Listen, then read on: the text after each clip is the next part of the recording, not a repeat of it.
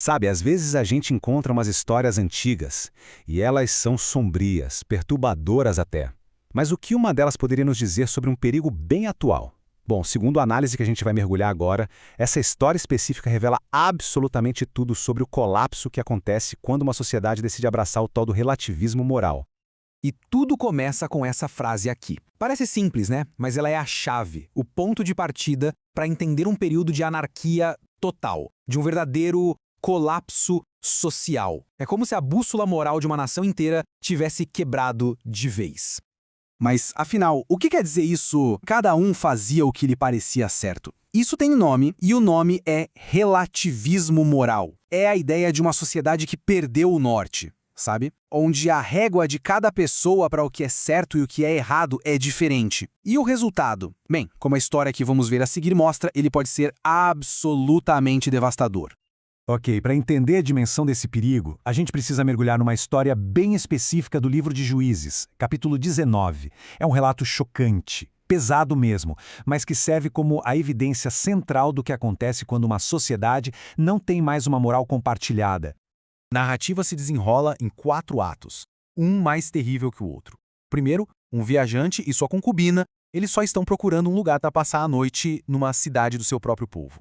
Mas são rejeitados por todo mundo, exceto por um único senhor idoso. O que vem a seguir é um crime de uma violência extrema, que acaba com a morte da mulher. E para fechar, num ato de protesto final que é francamente chocante, o corpo dela é usado para denunciar essa atrocidade para a nação inteira.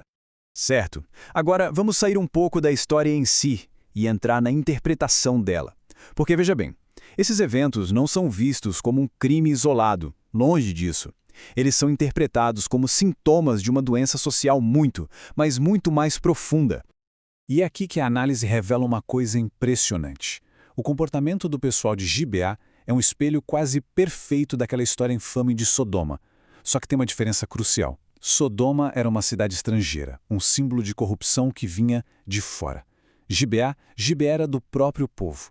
A podridão, dessa vez, estava vindo de dentro de casa. Então, quais foram os sinais, os marcadores desse colapso todo? Primeiro, a perda da hospitalidade, que era um pilar da cultura. Depois, uma perversão violenta, sem freio nenhum, a brutalidade contra a pessoa mais vulnerável da situação. E, por fim, a falha total de todos que deveriam protegê-la. E a coisa não parou por aí, não.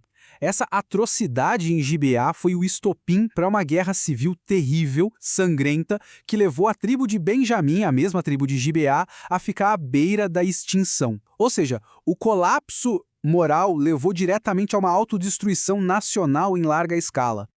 É exatamente neste ponto que a análise faz a ponte entre o passado e o presente. A proposta é que essa história tão antiga funcione como um espelho, refletindo perigos que, na verdade, são atemporais e que talvez a gente consiga reconhecer nos dias de hoje. Mas como exatamente essa conexão é feita? Bom, a falta de hospitalidade daquela cidade é vista como um eco da nossa indiferença moderna ao sofrimento alheio. A violência contra a mulher como um reflexo da cultura de objetificação das pessoas. E aquele protesto tardio, desesperado, ele é comparado à nossa indignação que, muitas vezes, só aparece depois que a tragédia já aconteceu. Diante de um diagnóstico tão pesado, tão sombrio, será que existe uma saída? A análise termina justamente apontando para um caminho, uma forma de resistir a esse tipo de decadência. A solução proposta não é nada simplista.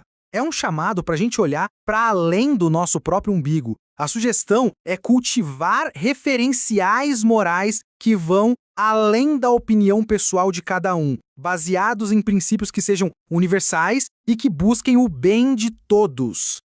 Essa citação aqui, ela resume o aviso central de toda a análise.